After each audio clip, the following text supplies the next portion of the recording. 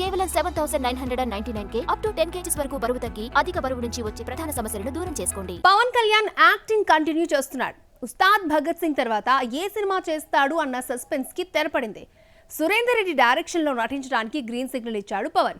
ఆ డీటెయిల్స్ మీకోసం. ఏపీ ఎన్నికల ముందు ఏడాది పాటు సెట్స్ పైకి వెళ్లని పవన్ ఎలక్షన్స్ లో గెలిచిన తర్వాత కూడా 6 నెలలు గ్యాప్ తీసుకున్నాడు.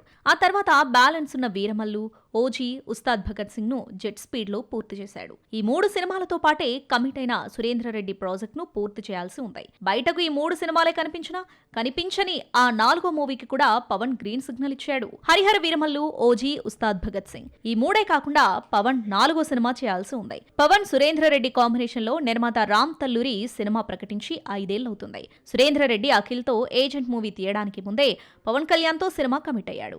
ఏజెంట్ డిజాస్టర్ తర్వాత ఈ కాంబినేషన్ ఉండదన్న ప్రచారం జరిగింది. న్యూ ఇయర్ సందర్భంగా ఈ కలయికలో సినిమాను మరోసారి ప్రకటించి గాసిప్స్ కు తెరదించారు. సురేంద్రరెడ్డి చిరంజీవితో తీసిన సైరా టీజర్ కు పవన్ వాయిస్ ఇచ్చాడు. ఏజెంట్ రిలీజ్ అయ్యి 2 ఏళ్లు దాటినా సురేంద్రరెడ్డి మరో మూవీ చేయలేదు. పవన్ తో సినిమాను అందరూ మర్చిపోయారు.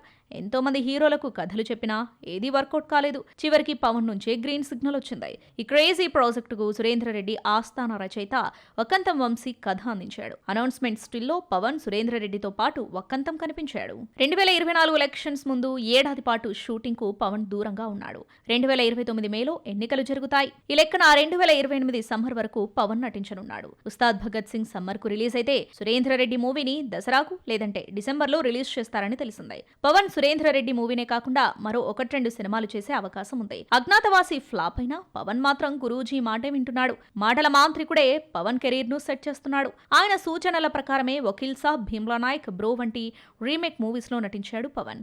ఓజీ సినిమా సెట్ చేసింది కూడా పవనే. సురేంద్రరెడ్డి మూవీ తర్వాత Pawan close friend Trivikram direction లో చేస్తాడా లేదంటే గురూజీ పవన్ కోసం ఏ డైరెక్టర్ ని సెట్ చేస్తాడో చూడాలి మరి.